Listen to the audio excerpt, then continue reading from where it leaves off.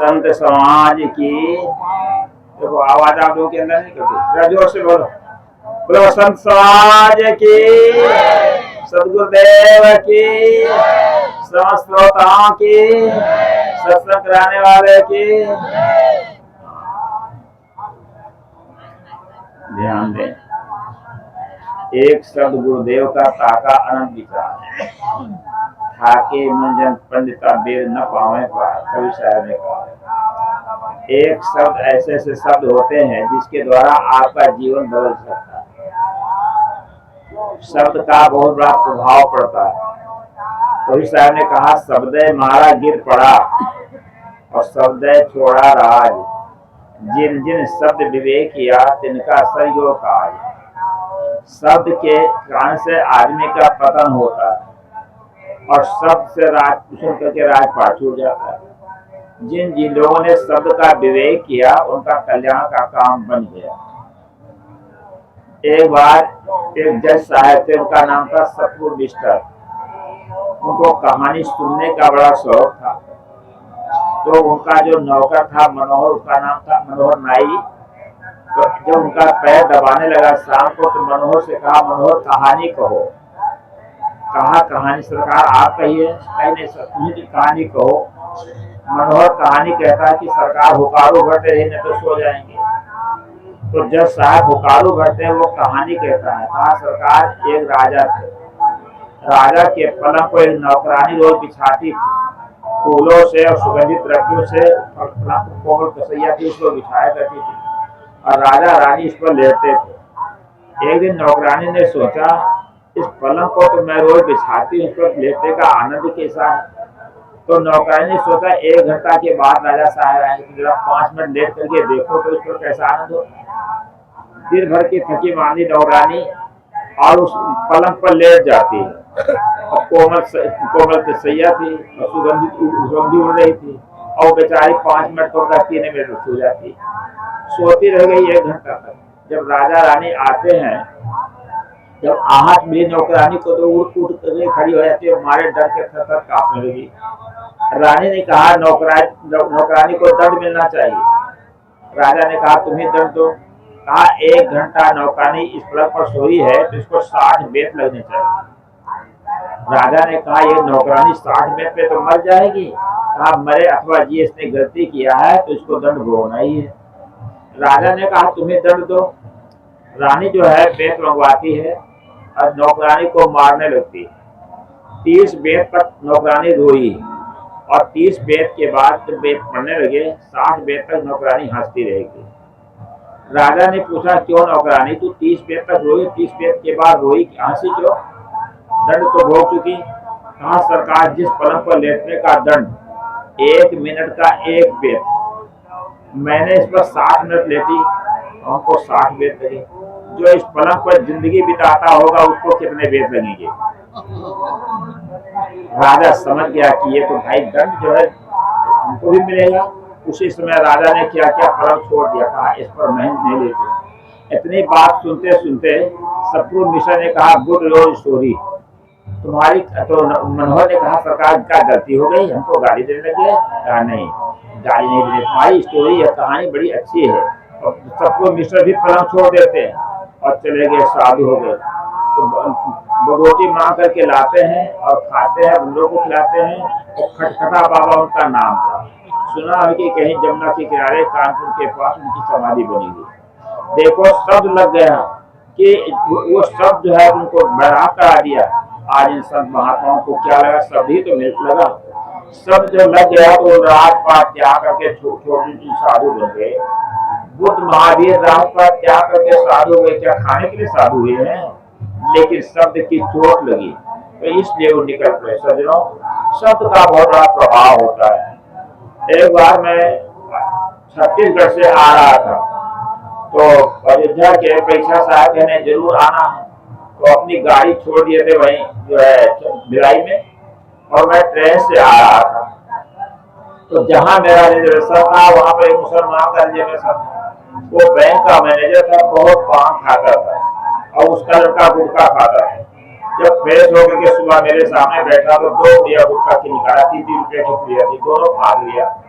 हमने कहा क्या करते हो? कहा कुछ नहीं। कितना पढ़े हो? उसने कहा BSc। हमने कहा नाम क्या है? कहे नाम इमरान। कहा मस्जिद में नमाज पढ़ने जाते हो? कहा मैं जरूर जाता हूँ। मैंने कहा मंदिर तोड़ो मस्जिद तोड़ो तो कुछ नहीं बुझाता है, पर काहू का दिल मत तोड़ो, एक घर खास खुदा का है, इसको मानते ना? कहा मानता हूँ। कहा देखो मंदिर को इंसान ने बनाया और मस्जिद को भी इंसान ने बनाया। जिसको किसने बनाया? रब्बे आलम ने। गढ़ी है प्रभु ने अपने हाथों से 9 महीने में बना के सुंदर मूर्ति बैठा है आप सीने में। न कोई पूजता उसको लगे मृत जग के पीने में, भटकते द्वार का काशी फिरे मक्के मदीने में। जिस प्रभु ने शरीर का निर्माण किया और सीने के अंदर विराजमान हो गया, वो प्रभु कौन है? अस प्रभु हृदय अक्षत अरिकाई। अरिकाई प्रभु कौन है? ये आत्मा जीव।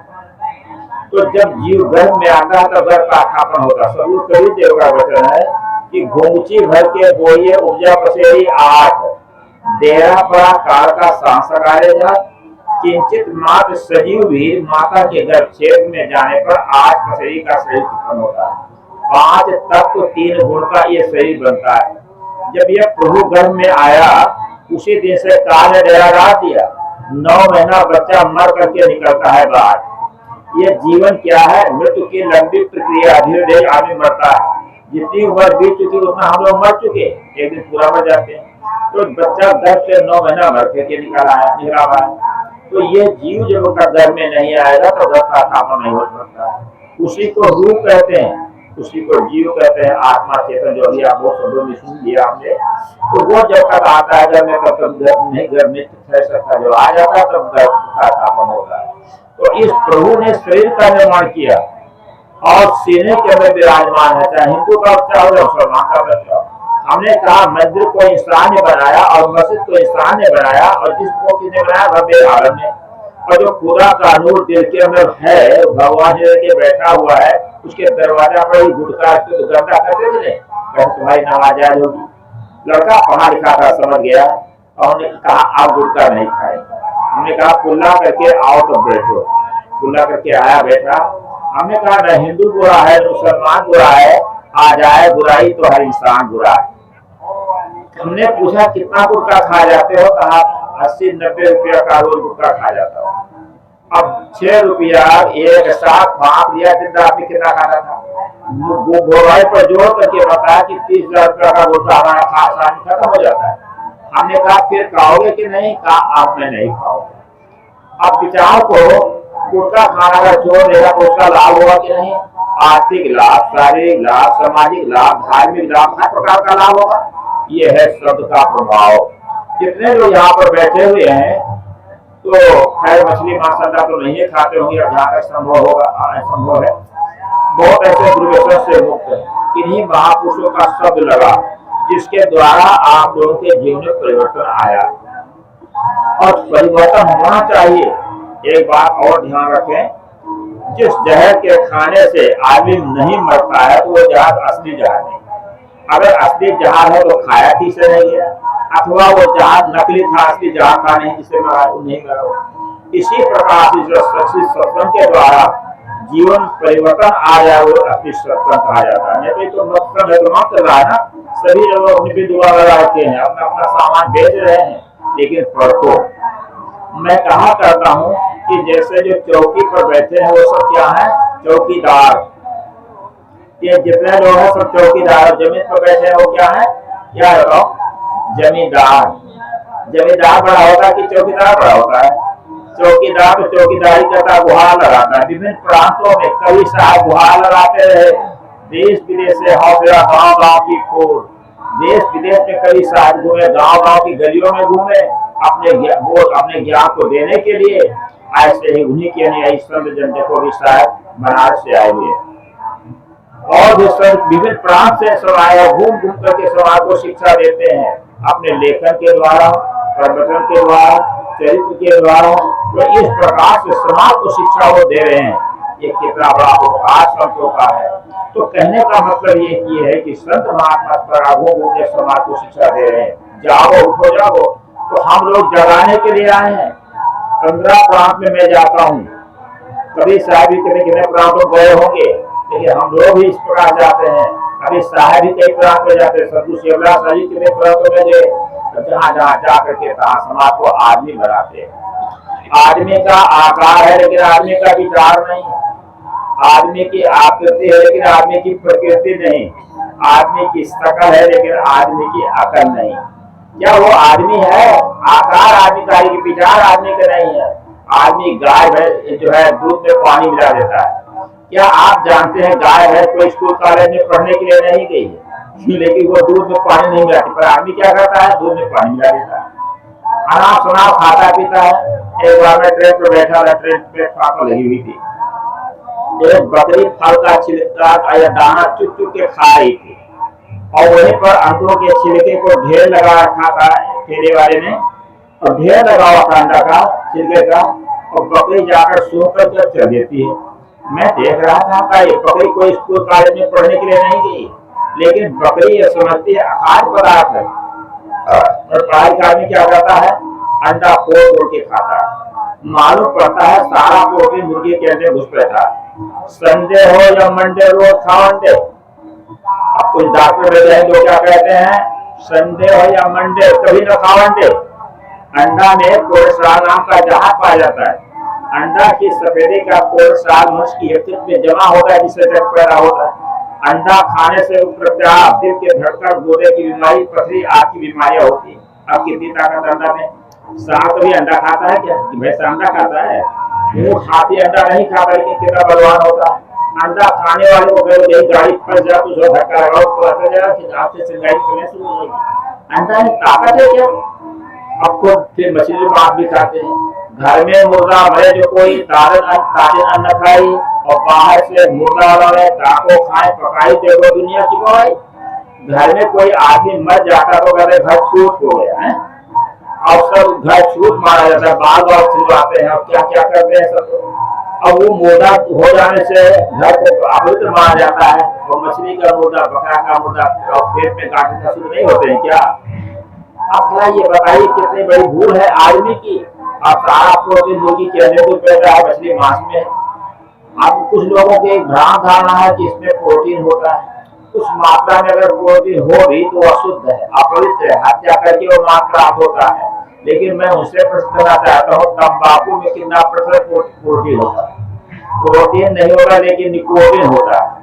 विटामिन विज्ञान के शोधकर्ता डॉक्टर डब्ल्यू जेकर मेकरी ने बताया, 1 किलो तंबाकू का विष अगर वैज्ञानिक ढंग से पता कर दिया जाए तो 900 चूहे, 1200 खरगोश, 30 आदमी आसानी से मारे जा सकते हैं।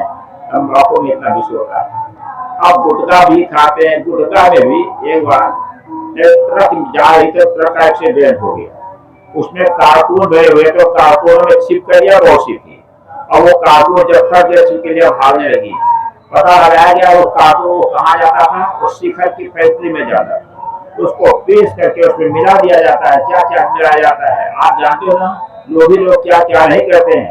आप देहात में देखिए, साधारण लोग दूध में पानी मिलाते हैं, जो दूध अमृत है उसमें पानी मिला जाता है, और घी में डालडा और डालडा में चर्बी मिला देता है। तो लोग क्या नहीं करते, वो पाप को थोड़े समझते हैं। तो इस प्रकार से देखिए आदमी क्या क्या अनाप शनाप खाता है, तो क्या वो आदमी है? गाय भैंस बकरी सब धर्म में जीते हैं, कुत्ता बिल्ली भी धर्म में जीते हैं। एक शेर को अगर पूरी और खीर दोगे तो क्या खाएगा? गाय भैंस बकरी कभी मछली अंडा खा सकते हैं, पर आदमी सब कुछ समझ जाता है। तो क्या आदमी वो है? आकार का आदमी लेकिन विचार का आदमी है। आदमी दूसरे के धन को हड़पता है, चोरी बेईमानी शैतानी करता है। अगर सत्संग में आप आते हैं तो निश्चित आपके जीवन परिवर्तन आ जाएगा। ज्ञान एक ऐसी औषधि है कि सारे रोगों का समाधान हो जाएगा। एक सेठानी थी, पर्वत सो रही थी। सेठानी बड़ी धनवान थी, घर में काफी सोना चांदी उसके पास था, लेकिन कोई परिवार उसके पास नहीं था। तो एक बार महात्मा का प्रवचन हो रहा था तो सेठानी सुनने के लिए आई। तो जब वहां पर घर में चोर को चोरी करने लगे, सोना चांदी हीरा जवाहर सब बांधने लगे, तो नौकरानी वहां पर अकेली थी। तो जाकर जब चुपके से सेठानी को बताने जाती घर में चोर चोरी करें, सेठानी उस नौकरानी हल्ला गुला नहीं किया, चुपचाप सीधे चली जाती। तो चोरों का जो सरदार था उसके पीछे पीछे चला गया, और वो जब चला गया तो सेठानी को नौकरानी कहती है चोर घर में चोरी कर रहे हैं। लेकिन सेठानी का लक्ष्य था प्रवचन सुनने में, एकांकित होकर के प्रवचन सुन रही थी। नौकरानी जाकर सेठानी को पकड़ के झंझोड़ देती है, घर में चोर चोरी करे, हीरा जवाहर सोना चांदी से बांध रहे, लूट रहे हैं। सेठानी ने कहा, इतने जीवन में मैंने बहुत सा धन इकट्ठा किया, बहुत सा सोना चांदी मेरे पास था, लेकिन आज तक हमें शांति नहीं मिली। आज जो महात्मा जी के प्रवचन के द्वारा ज्ञान मिल रहा है, हमको ये असली धन लूटने दो, नकली धन लूटने दो चोरों को। चोरों का सरदार था, उसने सोचा ये कौन सा असली धन लूट रही है और हम लोग नकली धन लूट रहे हैं। वो चोर का सरदार भी बैठ करके सुनने लगा। महात्मा जी कुछ ऐसा प्रवचन किया, जो चोरी करता है उसका कई गुना देना पड़ता है, चोरी नहीं करना चाहिए। एक बार एक उदाहरण सुना दिया नारद जी का कि जो है कहीं नारद जी और भगवान जा रहे थे, तो एक किसान के खेत के मटर लगे हुई थे, मटर तो 2-4 मटर तोड़ के देखे दाना पड़ा कि नहीं पड़ा, भगवान ने तोड़ दिया। तो नारद जी भी देखा देखी तोड़ दी, तो मटर के दाने नरम नरम वो खा गए। भगवान ने पूछा, नारद जी तुमने क्या किया दाने को? कहा हमारा खा लिए। कहा कितने दाने थे? 10 दाने। कहा 10 दाने थे तो जाओ 10 वर्ष तक उसकी आप गुलामी करो, नहीं तो ब्याज कितना हो जाएगा, 20 बोले होते हो जाएगा ना। तो कहा 10 वर्ष तक उसकी यहाँ गुलामी करो। नारद जी जाते हैं और कहते हैं भैया हमको मजदूर हमें काम दो, हमें नौकर हम लोग। किसान ने कहा महाराज क्यों? कहा आपके 10 खेत के 10 दाने खा लिया है। तो भगवान ने आदेश दिया है कि जाओ उसको प्रायश्चित पे 10 वर्ष तक गुलामी करना है तुमको। किसान ने कहा महाराज आप साधु हैं, ब्राह्मण हैं, जाओ हमने क्षमा कर दिया। कहा हमने गलती किया है तो गलती का काम भोगना है, हमको प्रायश्चित भोगना है, हमको काम बताइए। कहा अच्छा महाराज रखवाली कीजिए घर का। एक दिन उसके यहाँ चोर लोग आ गए, गेहूं चावल चना मटर के छली बोरा लगे हुए थे। चोर लोग उसको लेकर भागने लगे। तो नारद जी क्या कहते हैं, इतने कितना तो इतने कितना, इतने कितना तो इतने कितना, 10 दाना हम खाए तो 10 वर्ष तक हमको इसकी मजदूरी करना पड़ रहा है, और ये बोरा के बोरा अनाज उठा के ले जाए कितने वर्षों तक भोगेंगे। वो चोरों ने पूछा कि आप क्या कर रहे हो? देखो हमने 10 दाना खा लिया है किसान के खेत का, बिना पूछे, तो हमको यहाँ 10 वर्ष तक नौकरी करना है और तुम्हें बोरा का बोरा कितने जन्मों तक भोगोगे। चोरों के बाद में आ गई, सब बोरा को लौटा दिया वहां पर और संकट क्या चोरी दी गई। इतनी बात जो चोरों का सरदार था सुना और गया साथियों को बुला रहा था, ये नकली धन है, इसको मत लूटो, नहीं तो को बता देना पड़ेगा। इस चोर को जो है ये यहाँ तक हम लोग सबके असली धन लूटे। चोर लोग भी आकर सुनने लगे और संकल्प ले लिया कि चोरी नहीं करना चाहिए, और चोरी करना क्या कर दिया। सज्जनों आज ये विचार करो, जब ज्ञान मिल जाता है तो आदमी पराया पत्थर और धूल के समान समझता है, और ज्ञान नहीं मिलता तो लूट लेता, किसी का जेब काट लेता, चोरी कर लेता है। सज्जनों ज्ञान एक ऐसी औषधि है, कहते ज्ञान मुक्ति, बिना ज्ञान की मुक्ति नहीं होती है। जब ज्ञान हो जाता है तो माता पिता परिवार पैतृक संपत्ति को छोड़ करके निकल जाते हैं, और यहाँ जितने संतों ने बैठे हुए उन्होंने क्या क्या त्याग किया, और त्याग करके वो अपना कल्याण का काम करे, समाज का निर्माण करे। हमारे संपर्क में आकर हजारों की संख्या में लोग मछली मांस अंडा घी तम्बाकू ज्यादा पान छोड़ने का संकल्प दिया। संत महात्मा बिना वेतन के देश सेवा का काम करते हैं, संतों को सबको समझाते हैं, कितने स्त्री और पुरुष के ज्ञान से प्रभावित होकर के और साधना में जीवन बिताते, संसार में जीवन बिताते हैं, अपना कल्याण करके समाज का निर्माण करते हैं। सज्जनों ये संतों का कितना बड़ा काम है। तो पहले बात यह है कि संतों के पास आए, संतों के ज्ञान को सीखें, तो यही ज्ञान जो है जीवन के कल्याण का काम होता है। इससे होगा तो देखो यहाँ पे जो कुंभ मेला लगा हुआ है, सभी महापुरुष अपनी अपने बात को सुनाते हैं। निश्चित है जितने जो यहाँ पर आए हुए हैं सबके अंदर धार्मिक भावना है, और जैसे से समझ है उसी प्रकार से सुनते हैं और संत महात्माओं की जो ज्ञान को दोहरा देते हैं। तन और मन और धन से लोग सेवा भी करते हैं। इसमें एक ऐसा अवसर है, एक ऐसा फील्ड है जहाँ पर आके अन्न और धन और तन का सदुपयोग होता है, और इससे लाभ लेना चाहिए। सज्जनों बहुत सी बातें हुई और संतों की विचार आप सुनेंगे। अभी देखिए अजय साहब बनारस से आए हुए, कितना सुंदर विचार आपको दिए, और भी समय विचार यहाँ देते रहेंगे। और ये जो श्री गुरुदयाल साहब ने ये जो क्षेत्र लगाया है, जो उनके विशेष अनुयायी हैं और भी प्रेमी जन है वो आकर के सब लाभ लेते हैं। ये कितना बड़ा उपकार है जो कि इतनी बड़ी व्यवस्था कर करके और कहीं पर चंदा करके या लोग सहयोग दे करके इस प्रकार से कार्यक्रम का आयोजन किया है। तो देखो ये कितना बड़ा उपकार है। तो कहने भाव यह है गुरु संत का उपकार को समझो, संतों का उपकार अपार, ऋणी रहेगा यह संसार, यह संसार ऋणी रहेगा। इतना बड़ा उपकार संत गुरु का है। तो सब लोग इससे सब लाभ ले और यहाँ से लाभ लेकर के जाए। मैं अपनी वाणी में विराम दूंगा। बोलो सद्गुरुदेव की जय। हम अपन घोषणा करें बहुत